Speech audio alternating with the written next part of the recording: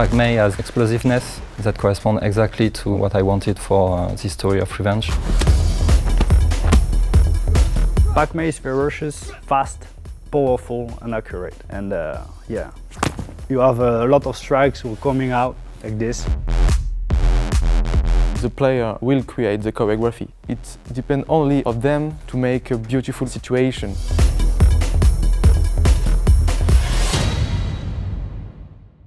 When I was 14, I went to China with my father, get back in France and start learning Chinese in school. So I find some master in France, but I didn't find the right master and the right style for me in France. So I went to China and I find Pak Mei in Foshan.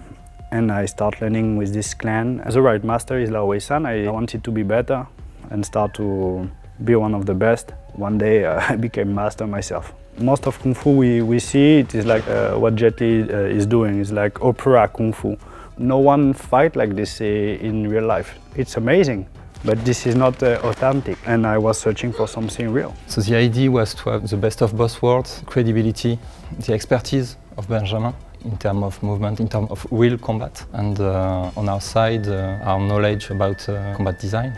For me, it was natural to integrate Benjamin's Pak Mei into our game, to use his moves as an inspiration for our main character's animation. I bring some specifics in the mechanics of the gameplay, the interaction with other NPC. I create a movement of 3 weapons for the main character, the baseball bat, machete, and the staff you will see is Pak Mei from Foshan.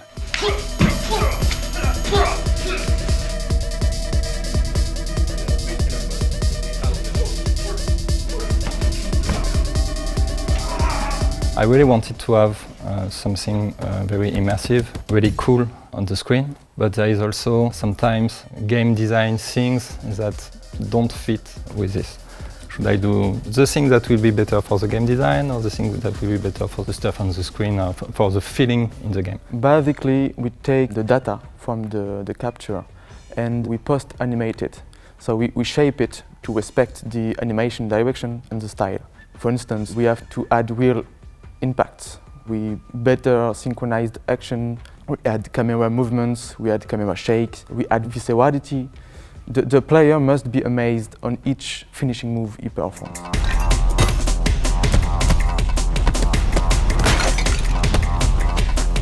Some move we changed a little bit because it was making sense when we were doing like this, like a stab. Yesterday we do a stabbing technique and I needed to finish the NPC with a stabbing technique, and at the end I thought, oh no, it will be good to just cut the throat. And I just changed the technique like this because in the action it was feeling more like this.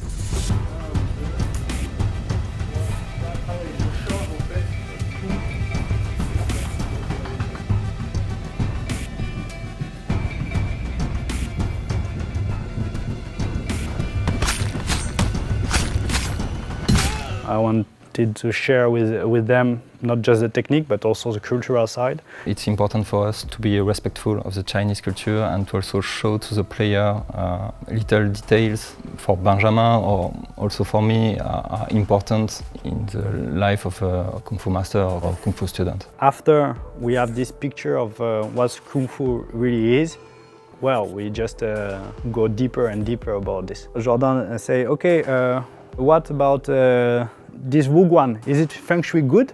I say, what? You really want me to check this?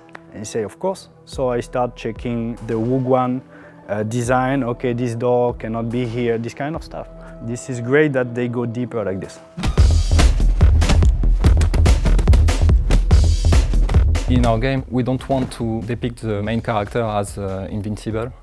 We want the player to have pressure, to be surrounded by multiple enemies. Any mistakes of the player can be deadly. And I came with 1 idea, 2 ideas, 3 ideas. Say, okay, this one is the greatest one. This is what we want, and we just move forward like this all the time. Actually, there are I don't know, maybe 160 moves only for the main characters. Each move was designed for a particular situation. It needs to be effective. it needs to be credible and it needs to be beautiful. The player can, I don't know, just rushing and evade, but he can also kill all of them with style. That idea is the art of Sifu.